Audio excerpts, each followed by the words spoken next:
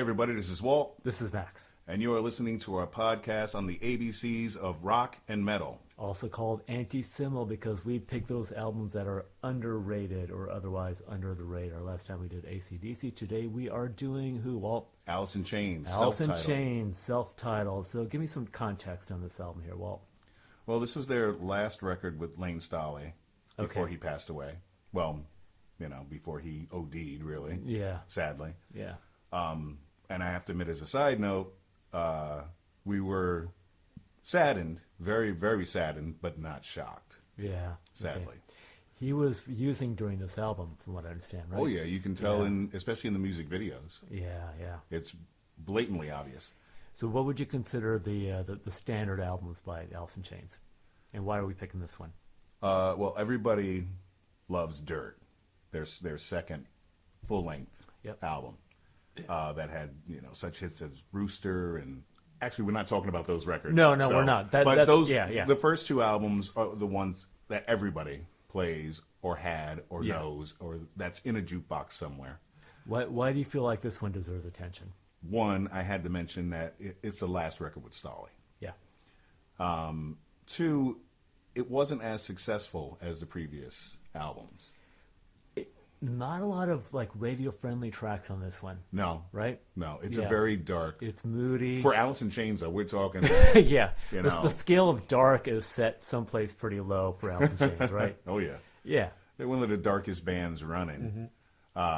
Especially when it comes to the Seattle sound, as it was called. Yes, I am not going to call this grunge because I hated that. No, don't say that word. I hate that word. No. We're not saying that. They were a hard rock band. Not what we say here. Right. No. Yeah. Now, from what I understand, this is kind of a reunion album in a way, because Jerry Cantrell and the vocalist, they were working on other material between the previous album and this one, right? Jerry was working with a lot of different bands. He had a solo project. Lane was working with Mad Season. Okay. He had done a record with them, and he was going MIA though a lot too. Okay. Yeah. So Jerry kind of took off on his own. He played with everybody from, I don't know, Ozzy Osbourne to Typo Negative to Pantera. He was always showing up on somebody's album or on somebody's tour. Oh, wow. Okay. He played with everybody. Circus of Power, for crying out loud. Everybody. He was all over the place. And then they kind of came back together and did this album. Yeah. Interesting. I wonder, I don't know if it's a fact, but I wonder if it was because they were under contract with the record company. Interesting. I didn't really encounter that in my little research I did online, but it's because interesting thought. Yeah. It doesn't feel like they did it just because they had to. It feels like they really just judging from the quality of music. Like sometimes like a contractual obligation album, it just sounds lazy. Right. It's like we're just here because we got to do this thing. Well, I wonder. I can't remember correctly now, but it might have been right after this where they put out a greatest hits and a box set. Okay. Where that might have been the end of their end of their contract. Right. Okay. I'm not sure though. Don't quote me on that shit. All right, we're gonna get into this thing now. Track one. Grind, right? Yep, Grind. That's a dirty groove. It's the perfect title for that song, and for this song and that lick. Mm-hmm. Listen to it, it's just it grinds. Yeah. Now, from what I understand, most of the lyrics were by Lane on this album, but on this particular one, it was Cantrell, right? Yeah. And it was kind of a response to the rumors that were going around about all the kind of gossip kind of shit. Is it? In the lyrical content, like there's a line about you'd be well advised not to plan my funeral before my body dies. Right. Shit like well, that. Well, they were right? all using and high as fuck. Yeah. And the chorus talks about grinding your teeth, Yeah. So where you're either coming down or, Mm-hmm. But yeah, it's a deep song. Yeah. And this actually, they have a video for it that played on MTV, but not for very long. It wasn't in heavy rotation. And they had this weird video for it where they're all sitting on these steps, like they're going to heaven. There's angels around and stuff. Oh my God, yeah. And the dog that's on the album cover is in the video. Really? Missing one of the front paws. Because it was a friend of theirs' dog. Yeah, okay. And so the dog makes an appearance in the video. And Lane is just sitting on one of the steps through the whole thing. He barely moves. So, and he's just kind of hanging out with the dog at points. So this one was a single, right? Yes. Yeah. Yes. Wow, Yep. it's quite a single. All right, next one. And we got Brush Away. That's a much more subdued opening here, right? Oh, yeah. Got the kind of flange guitar line. What do you think about this But song? then, Yeah, then it breaks in. Talk about this one. it's got that darkness. I Yeah. mean, like I said, Is we've there any seen song it in before. this album that does not have the dark? It's really, Basically. you just feel this, Yeah. you know, almost lulling you into, you know, this, like I said, this dark place. Yeah. And then once it gets you there, it kind of hits you over the head a little bit. Mm-hmm. You see with the opening into the first verse, Yes. and then he would come to the chorus. And it's like bang. Yeah. And you even get some feedback and some whistles, and Lane's voice kind of goes up and doubles. They double his voice. Okay. So it's kind of like they're trying to get in your head with this Right, song. okay. So Fall and Crawl Away and Brush Away Loose Ground. Yeah, that's pretty. Yeah. There's a kind of a psychedelic guitar solo.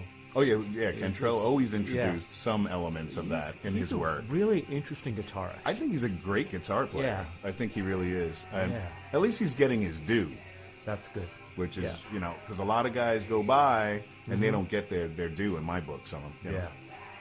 Yeah. Nice. Next up, we've got Sludge Factory, which is a commentary on the record company, right? Oh, yeah. Because every band has problems with the record company and writes a song about it. At one it point just, or it just another, happens, right? Yeah. It's also where I used to work. I used to work in a sludge factory. Oh my God! It used Yeah. to be the nickname for the place anyway. And there are also references to addiction as well, right? This kind of All of it. this idea that the record company was pushing Lane's habit, Yeah. because it kind of fired his creativity or something. It's a really sick relationship. Yeah. And I think the song acknowledges it, right? Yeah. I mean, yeah. the close is "Your weapon is guilt." Yeah. I mean, that just it says it plainly and bluntly. Yeah, absolutely. Absolutely. And on this one, Jerry Cantrell does kind of like a bluesy solo. Yeah. It's interesting. He's versatile Oh, yeah. as fuck. I never really yeah, realized yeah. that until I got really deep into this album. Yeah, I mean, I think they were starting to change and evolve. Well, Cantrell was, Yeah. anyway. And you can see that on later records that they made. Yeah. And other projects that Jerry had. Yeah. He really was evolving, moving away from, you know, I'm not saying it was a bad thing, but the overproduced rock sound, almost. Right. He was okay. moving away from that a little bit. He didn't have to rely on all those studio effects and this and that. You know, great production is great production, and they came around at the right time where this stuff was big business in the 90s. And they benefited from it. And the look and everything, they were young enough. Yeah. But he was starting to move away from it a little. And I think it's Okay. evident on this record. It's pretty raw. Yeah. Yeah, which I like about it. All right, next track, we've got Heaven Beside You. Which was the bigger hit on this album. Which was the big hit. It does feel like the most kind of radio friendly. It's really melodic and it's like a ballad. It makes sense to me. I think that they did this also because the record company, Columbia, must have Yeah. been like, we need another hit. But this blues groove is legit right Oh, here. yeah. I like this. It is. Yeah. It's great. I mean, it harkens back to, once again, like we had talked about before, if you don't have one foot in the blues, if you're in a rock band or a heavy rock band, Exactly. you ain't worth your salt. I think that's going to be through a line of the series. Oh, yeah. It's another Jerry Cantrell lyrics, right? After Yeah, breaking and he's singing the with verses. his, oh, really? yeah, He's singing. that's, Okay. that's him. I can't tell them apart. But they do great two-part harmonies, that's why. Okay. They do great It two-part was after a harmonies. breakup with his girlfriend, so there's a chord to it. You know, it's like Right. there's a feeling to it. There's nothing like breaking up with a girlfriend to make you write a Oh song. my God, yeah. Or do anything. in Right. life. See, that's them together. Yeah. Yeah. All right. Yeah, I hear that. Yeah. All right. Next up, we got Head Creeps. I love that title. Head Creeps is good. Yeah. Yeah. And just listen to it. The drumming. The rhythm work in this, it feels like they're moving towards metal Oh yeah, it's like they're not quite there, but they're like on the cusp of it. Well, I mean, they were touring with guys like Megadeth and Metallica and held their own. Mm-hmm. You know, I mean, Metallica was getting a little soft around that time, in my opinion, with like the Black Record and especially Load and Reload. Yeah, which we're never going to touch. We're going to have a Metallica discussion somewhere down the line. Yes, but and they were holding their own, and sometimes even blowing them off the stage. Yeah, in my opinion. No, it's got a really good hard groove. Yeah, yeah. Anything else? Also, the great use of the telephone EQ effect on Lane's voice there, where it sounds. They used to call it telephone EQ. Okay. Where it sounded like you were singing to a telephone. Right. Yeah. Instead of a megaphone. Okay. Yeah. You know, so I always loved that little effect. I think it was a little overused in the 90s. Yeah, that's true. Yeah. Certain bands that used it right, like Alice in Chains, was always great. And the other thing, Jerry Cantrell on previous records brought back Talkbox. On Man in the Box and that's right, yeah. Which is, you know, before that everybody thought Frampton or know, but Joe or Bon Walsh. Jovi and Joe Walsh, but exactly, and he used it to great effect on a hard rock album. Yeah, for guys of our age at that time. Yeah. Anyway, so nice. All right, next up we have again another single, right? Yeah, the third single off this album. The third single. That's a good forward energy. Yeah. You know, it's good power chords. Yeah. What I like is how the chugging, that kind of rhythm, it contrasts with the vocals that are kind of like laid back. Yeah. And it creates this cool like kind of tension.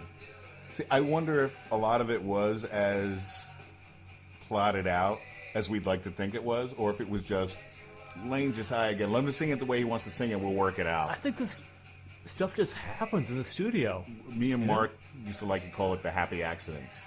Exactly. Where it works That's and you're just like, you know what? Fuck it. It works. I mean, I think most amazing art happens like that. I think stumble on. Yeah. Yeah. I mean, a lot of the movies that we talk about on our other podcast, The Future Sucks, happen like that as well. Yeah, no, it's good. I like, and this is another kind of betrayal of a relationship type. The song. video, right? And the video for this is really weird. Yeah, tell me about it. It's very strange. There's one great scene where they're all in this kind of swinging cage. That's swinging cage. Neat. Yeah, the whole band. Anything like that Metallica video? Copies. They had the rotating cage. It wasn't swinging, but it was okay. Yeah, anyway, similar. Okay. They were in a rotating room, I think. Metallica, whatever the fuck it was. Yeah. But there's a weird scene where like Lane Staley is surrounded by the midgets from Phantasm. Oh my god! With little hooded midgets, Jawas and shit. Yeah. In a schoolroom, in a classroom. Okay. It's very strange. There might be a good reason why I did not have MTV during this heavy play, right? It wasn't in heavy rotation because I didn't see any of these videos. Yeah, really? Yeah, no. Well, I have the DVD if you want to borrow. Oh god, okay. There are some good ones, but there are some crazy ones. Videos of the '90s is another podcast. Next song, absolutely. Right. Next song, "Shame in You." This is like the most ballad-like tune on this album, right? Yeah. It's like but it's like the ballad of a battered person yearning for redemption. Yeah. A lot of it goes back and forth between being a stone cold fucking junkie and not caring or complaining about it to I want to make up and I want to make amends and I want to do right. A lot really of their lyrics like this song. Yeah. Like it. Yeah. And also great 2-part harmony. Nice. I never noticed that. Yeah. No, you're right. Yeah. Yeah. That's really especially cool. during the choruses. Yeah. And also, if you listen to Lane's voice, he kind of changed the way people were singing. Guys were singing in bands in the 90s. Interesting. You had so many other singers switching up their format and their way of singing, where they would, before that, they were trying to be like hair metal or operatic metal.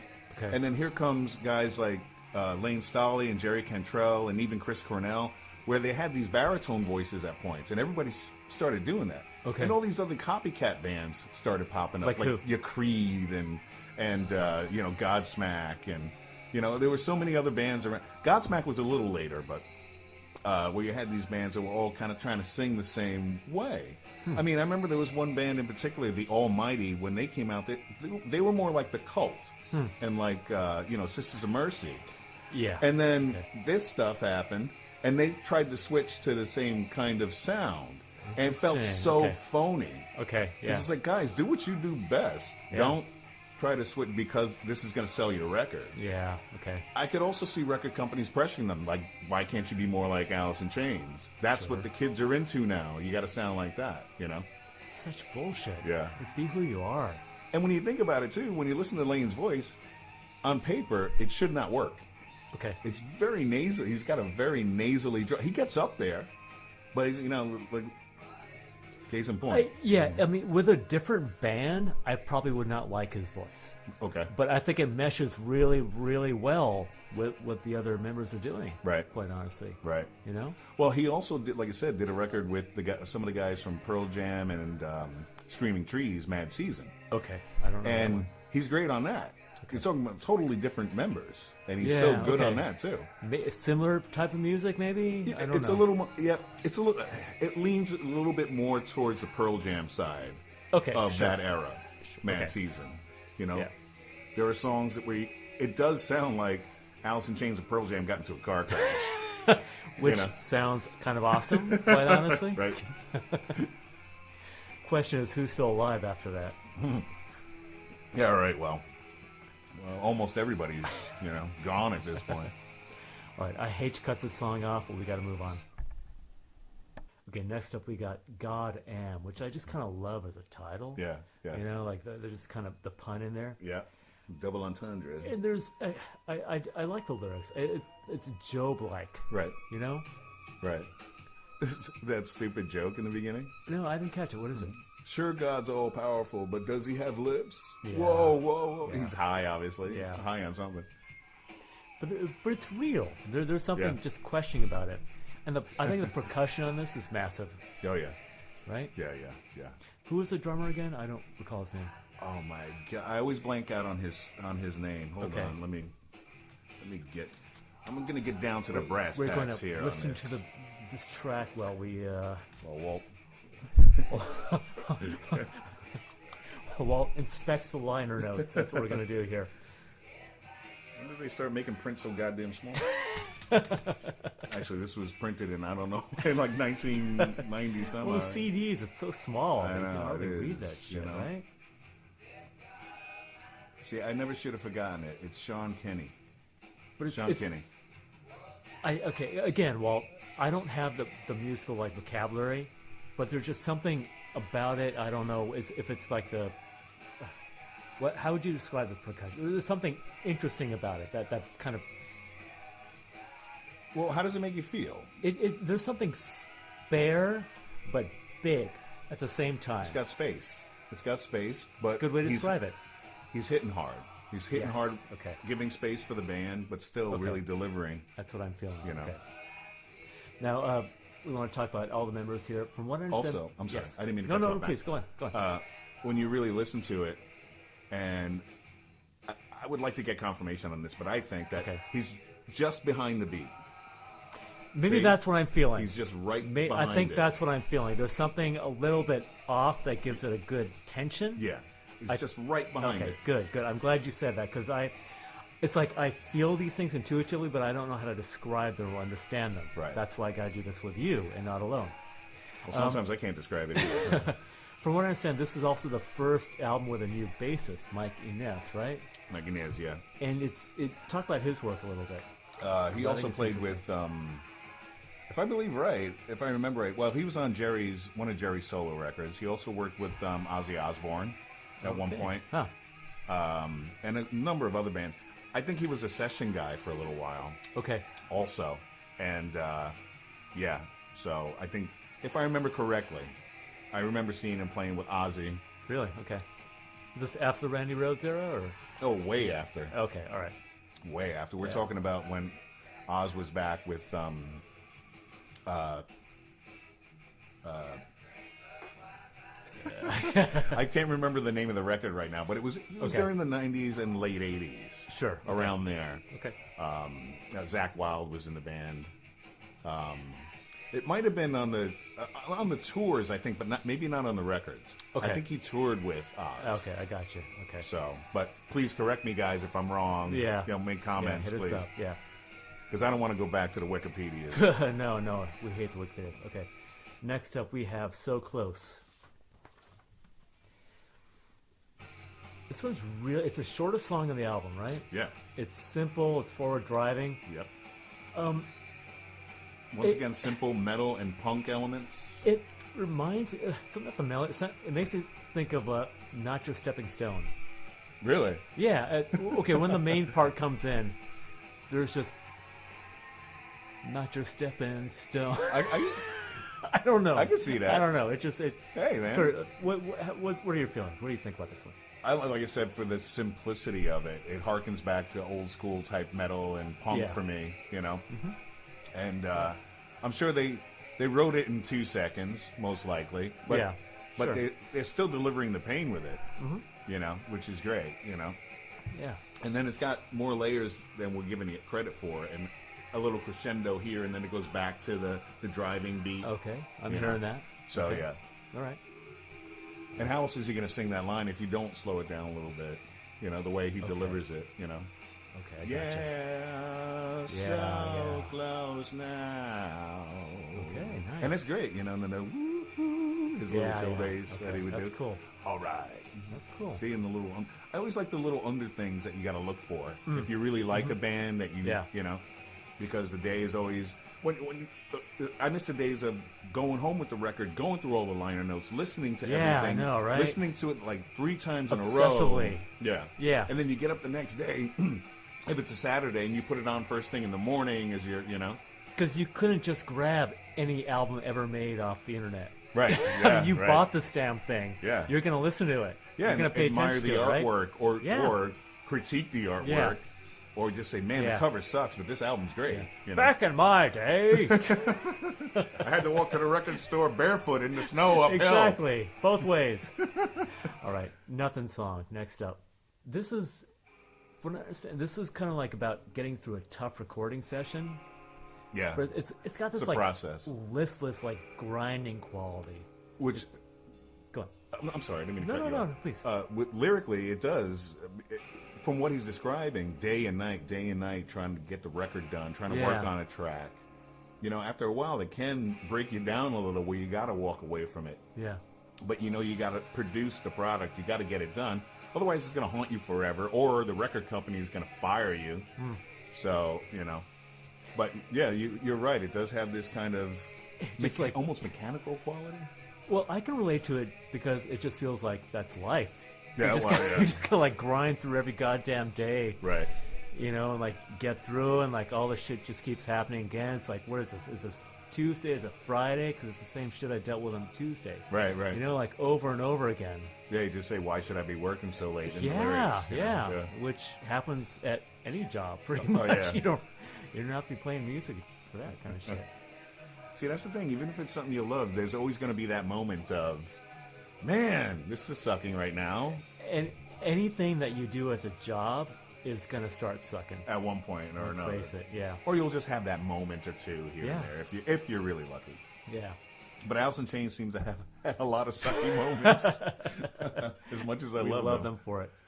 Next up, Frogs. Well, why is this called Frogs? Because why not? Okay, all right. It's better than Turtles. Yeah. We hear Frogs during the bridge. Yeah. But it feels like it's about disappointment in a relationship again. Yeah. It's the longest song on it clocks in like 8 minutes 20 seconds. Yeah. 8:18 actually. It gets into it, right? Yeah. I love the acoustic work on this. Oh yeah. You know, it's like you don't hear so much of Jerry Cantrell's acoustic work unless you go to the EPs. Right. Okay. You go to Sap or which one was like really acoustic? There's one of them that was like. Well, the first one, which was actually their second album, Sap. Okay. That's a lot more acoustic. Okay. Jar of Flies is a mixture. Okay. Of both. Yeah. No, it's good stuff. Yeah. You got more on this one? Just once again with his drawl, you know. Yeah. You know. Yeah. Na, na, na, na, woo. It's all cool shit, man. Oh, I hear it. And he brings his own.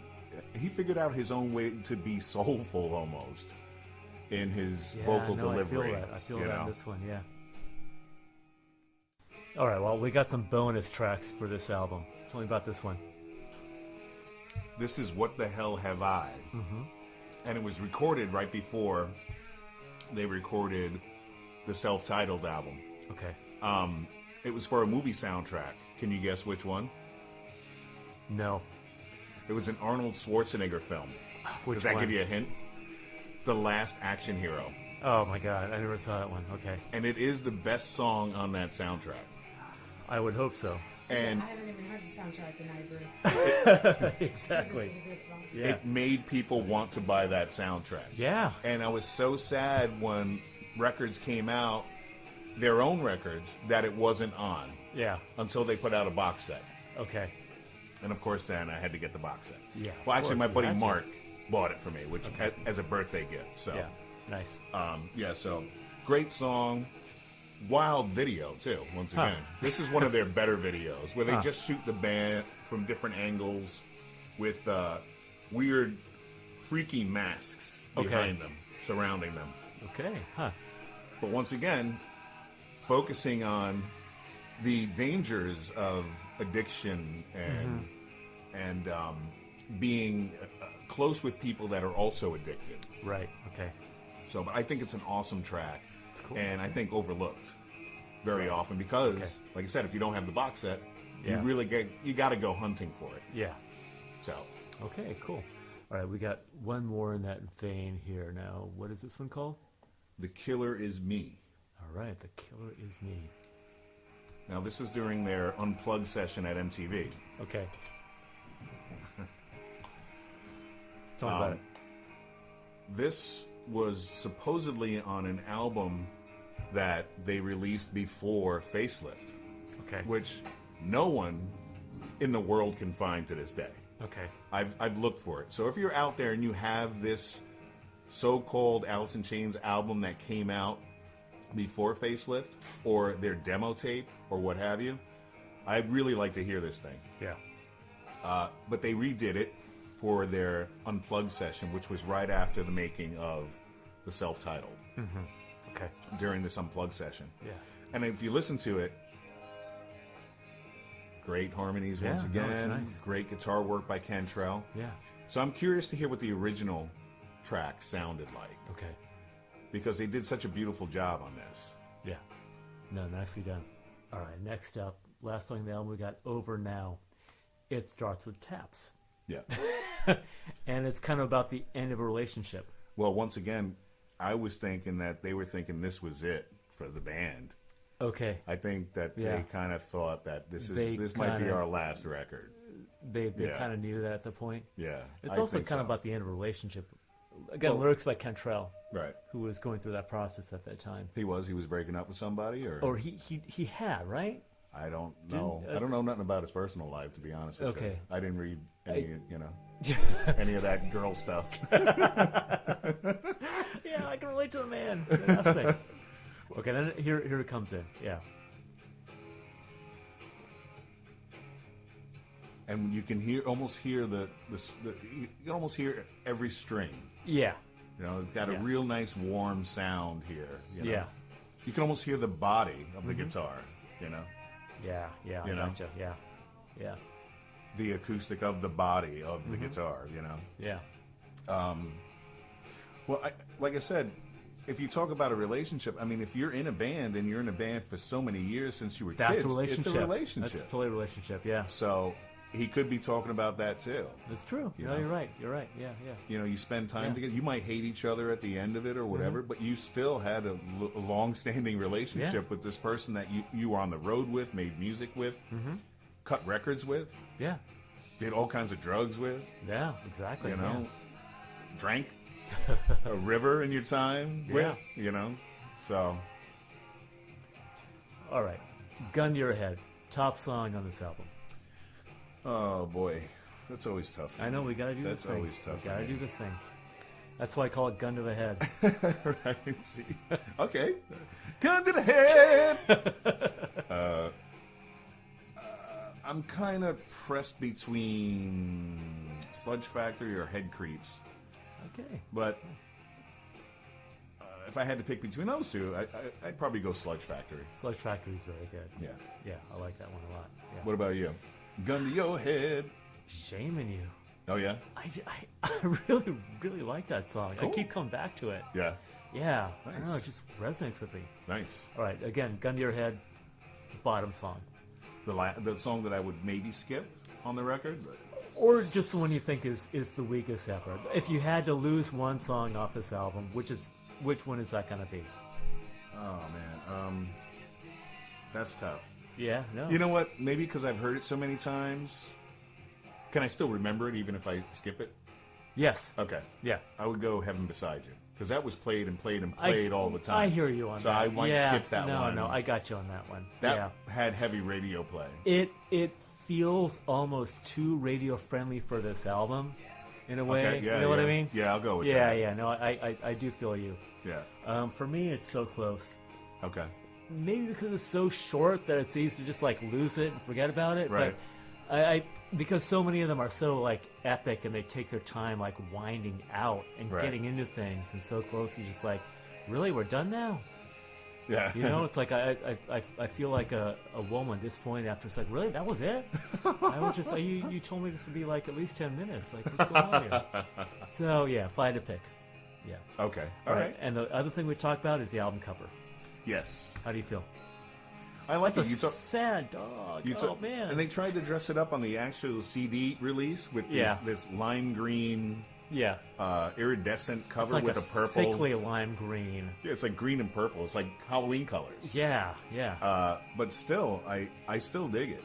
You know? Yeah, I still dig it is cool. It's evocative. That dog looks so miserable, and it kind of states what the album's about. That dog heard this album too many times, right? And it's only got 3 legs. I know. Yeah, it's very sad. And the back is just like, we're sorry. We're gonna gonna show you a goofy picture of a guy in a sideshow that's not real with a 3rd leg. And I'm like, really? Yeah. No, you're not helping me out here, Alice in Chains. Sorry. But like you said, it was a friend of theirs' dog, and there was an alternate cover that they took a photo of that we're looking at right now. I don't like that one. Because he looks happy. Yeah. The dog looks absolutely it's happy. Weird, like, I don't know, psychedelic or something. There's like a carnival going on in the background or something. It's super goofy, yeah. But look, the dog is happy. Yeah. So, yeah, I don't know. I like the original. That's kind of messed up. With the That empty is- chairs. But yeah. Okay, cool. Well, this is a good session. This is a good album. Yep. Absolutely. All right, so we're going to wrap this up. So I think next time, Walt, we're going to move into the B's, right? Yeah. And, hey, are we doing the big one? Come on. B. You're talking about Black Sabbath. Black Sabbath. We're going to come back with Black Sabbath. And what do you think's the anti-seminal album? What do you think qualifies for that status? Well, you're hard pressed when it comes to Sabbath because everybody that loves Sabbath Yes. and loves the catalog. Yes. Except for maybe 1 or 2 records. But when it comes to let's say you're a person who has like 2 or 3 Sabbath albums. Okay. Which ones you got? Normally, I think it's Black Sabbath and Paranoid. Paranoid being number 1. Master Reality, right? Yeah, and Master Reality, or Volume 4. Yeah. So which one do you not have, which is underrated that we want to talk about? I have them all. No, not you. This person has. That hypothetical human being. Joe Work Blow. with me. Work with me. All right, here, Joe Walt. Blow Come on. doesn't have. It's a conceit. It's a thing. Okay. All right. No, man. that guy. What are we talking about? Who's that guy? Who's that guy? Work with me, Walt. Okay. All right. Who the fuck is that guy? I'm gonna kick his ass right now. Why doesn't he have this record? Yes. That guy. Which album does he not have? I'd say most likely Sabotage. It's Sabotage. We're doing Sabotage. I would say Sabotage. Okay. All right, people. Thank you for joining us for Alice in Chains, eponymous album Alice in Chains. Next time we'll come back with Black Sabbath, Sabotage. Right? Sabotage. All right. Peace out. Be good. Rock on.